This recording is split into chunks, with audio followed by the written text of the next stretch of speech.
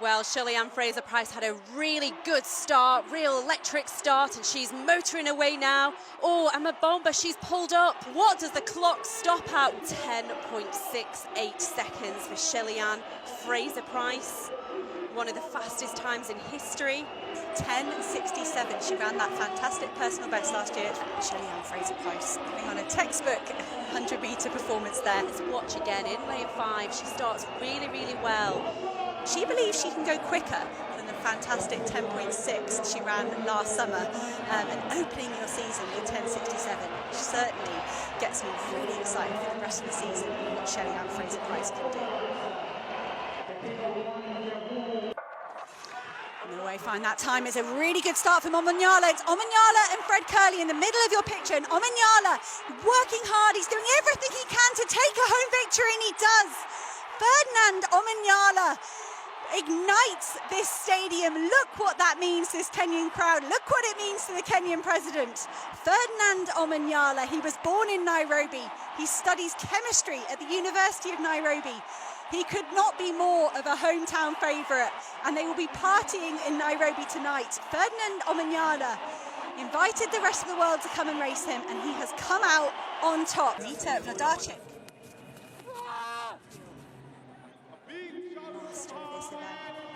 And that looks like a good throw. How far can he throw? And he really lets go of that one with a big, big roar. Oh, and that looks like the furthest we've seen here. So Nakai is in lane 7. She's in the pink, as 4 of these women are. As you come into the bell, often athletes are jostling for position. They're trying to have a clean run. They're trying to have a good sight at the front of the field. And I think Nakai pushed her way out there, but that's taken something out of her, and she's running wide now, as is Mwasa of Kenya. There's some athletes running really wide out into lane 2 and lane 3. But this is a really, really good battle now. We've seen a few of these Kenyan women already this year. They've run around about 2:01. It's been really competitive. And I'm just looking there. This is Prudence Sekoyu of South Africa. Please forgive me because she's not got a bib number on, so I was trying really hard to see her name. But this was going to be a big, big win for Dodoska of Republic of South Africa. She's already won those South African championships. Look at the time, 1:58.42. I can't believe it. She can't believe it. Rotich there with his own lane in lane 7. Too much lactic acid spiking towards the end of the event, or do you pace yourself a little bit more conservatively? So it is, I'm going to say conservatively, it's a fast time, 50.55 seconds. It was a great run there from the pacemakers, but look at the rest of this field coming. That was Collins Kiprito of Kenya out on at the front. He took a surprise victory over Elliot Giles indoors, and he looks like he's stepping aside. Perhaps he was a second unofficial pacemaker, and he is stepped aside, and the rest of the field are powering forward. This is going to be a massive sprint finish. Ferguson Rotich is out of it. We are going to have a new victor here at the Keino Classic.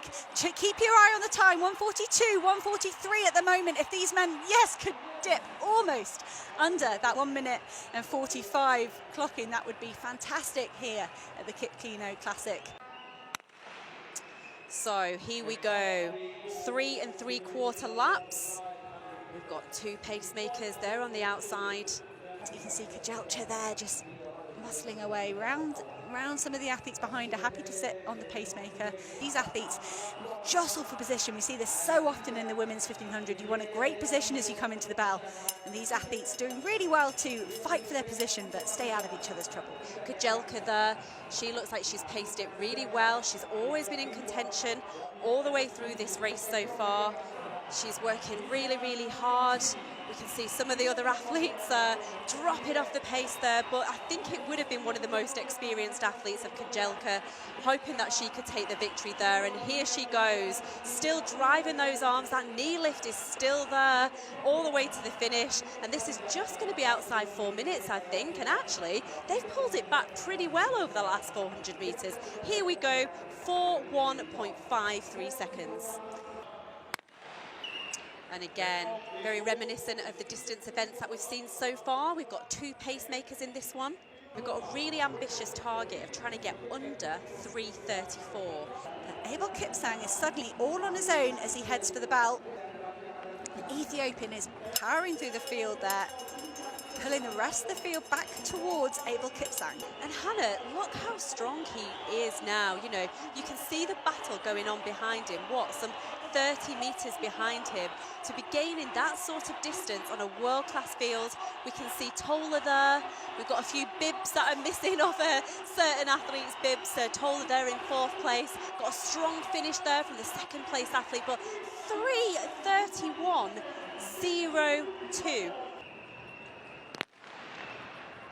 They are underway in this women's steeplechase, and we are down to Nora Geritu and Peruth Chematai, and these two were really the athletes to watch last season. As we said, Nora Geritu of Kazakhstan was ranked #1 in the world. She's got that World Athletics ranking pole position as well, her 8:53 from the Eugene, Oregon Diamond League last season, but she wasn't able to compete in Tokyo.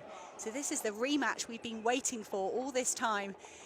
How have Geritu and Peruth Chematai wintered? And is this the first glimpse at the fight that we might see 10 weeks down the line back in Eugene, Oregon at the World Athletics Track and Field Championships? But Nora Geritu, Kazakhstan, flying over this final barrier, and she's pumping her arms hard. She's going to be just a shade outside 9 minutes, but we are high up at altitude. 9 minutes and 4 seconds for the current ranked #1 athlete in the world. So Bryant from the US in that striking pink outfit has started really, really well in lane 6. She looks like she's going to come off the curb ahead of the rest of the field. And 100-metre specialist there. Ray is coming through, but who's taking the win? It's Segnay, the Nigerian athlete, 22.45 seconds. And I'm just trying to look what her personal best is. And if the clock stays exactly the same, that would tie her personal best, 22:54. She set that in the Olympic Games in Japan. She's opened her season, the national record holder, equaling that national record. Away fine this time. There was some crowd noise there. I wonder if that upset them the first time round. But Aaron Brown at the moment, the USA with that white headband, looked like he got the best start. He's up on Isaac McWaller outside him, but keep your eye on Kyrie King of the USA there in lane 4. It's Kyrie King and Aaron Brown fighting it out down the home straight. Kyrie King is giving way to Aaron Brown, and Aaron Brown of Canada coming away just a whisker outside 20 seconds there. Clock unofficially showed 20.07, but what a battle between Kyrie King and Aaron Brown. That's the sort of races you want early season. So whilst altitude isn't necessarily conducive to fast times in the distance events, this was our long-term leader. As soon as the pacemakers dropped out, it was Zeberbar who absolutely turned on the afterburner. She did a lot of work herself, did the 20-year-old, and we talked about the men just sneaking that World Championship qualification time. How about this? 14:49.98.